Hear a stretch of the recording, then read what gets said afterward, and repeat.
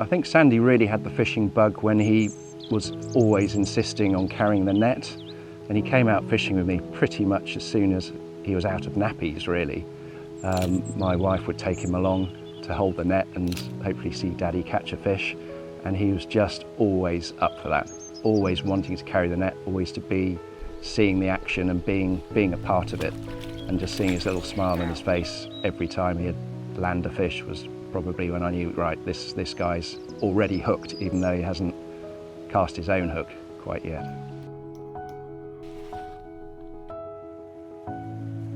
I like fishing a lot, especially fly fishing, because I like the challenge of it. It's not always really easy. And like exploring a new river or a lake or a canal and discovering like how to fish it, what fish there are and how to catch them.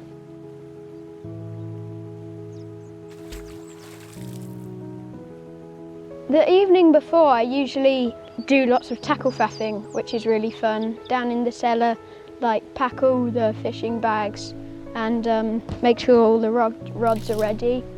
I can't sleep the night before, and then when we come the next day, it's like nothing like it. It's really fun, yeah. Get really excited.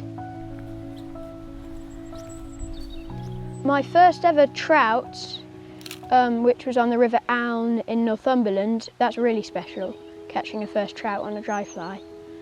But my 15-pound pike on the fly, that does take some beating. I think I'd lean towards the pike because it's just big. On the first swim on the River Swale, which is this river here, we were just going out for an evening on a weekend just to try catch a few pike maybe. And I was just stripping my fly in and then I just stopped to itch the back of my head and my fly went down. I was just about to pull it out the water and this big dinosaur of a pike came out and munched it, and it took me around loads of snags and it just swam free, and then we got it in the net. I was like shaking like crazy. It was a really special fish.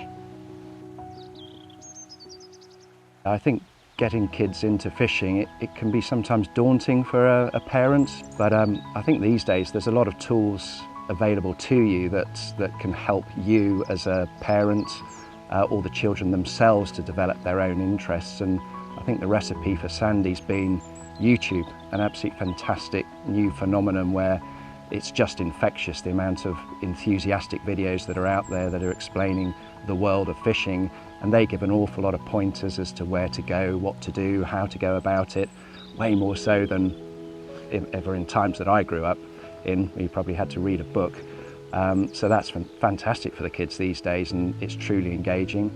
Obviously fishing tackle shops, which are like a sweet shop for myself and Sandy, there always is a wealth of knowledge there. The people behind the counter know a lot about fishing and they just want to help advise you. I don't think they're just there to sell you stuff, they generally are very good fishermen and will point you in the right direction. And I found nothing but help from all the clubs and things in the area. We've just moved from Rutland up to Yorkshire, and it's always open arms. They're there to help. It's relatively inexpensive. I mean, the waters that we're fishing here today with Thirsk angling on the River Swale it's £20 a year for a membership, and the kids are welcome for free. And they just always put on a welcome show and just so delighted when a younger member of the crew wants to come and join, and that's all I've ever experienced. So I think just be brave, get on the phone, get on the internet, just look things up, and you'll find all the answers there, and you'll only find willing people that love fishing and want to help out. Well, fishing, when you go out, it's really good at exercise because when you're like wading around and walking for different spots, that keeps you fit and healthy. It takes anything off your mind, it's stress-free, and you get to spot different wildlife. So when it comes to fishing tackle, you've basically got a full spectrum of available to you. I mean, Sandy was catching some of his first minnows on literally a garden cane stick, a stretch of line, a hook and a little worm, just like that, and that's cost 9/10 of nothing. But then you can start to step it up, and there's a huge amount of second-hand kit available on the market. Fishermen tend to sort of upgrade in their lives and like to get better kit as they get more experienced and move on to different types of fishing or get more serious about it. And then there's often second-hand market that you can go to buy very cheap kit. These days as well, you can buy a basic outfit for, you know, plus or minus 100 quid. You know, that includes the rod, the reel, the lines and everything like that. So it's all within reach of different people's budgets. It's very accessible and relatively inexpensive. My favourite place to fly fish is probably the River Gouache, because I like how inaccessible it is, and I like trailing through weeds and just trying to sneak out a small wild brownie on a mayfly or something. Yeah, that's where I grew up, fishing with my father and just exploring that little stretch. I mean, it's a tiny little unassuming stream, but as we saw yesterday, it can always surprise you, and usually will yield a fish, particularly at this time of year with the mayfly.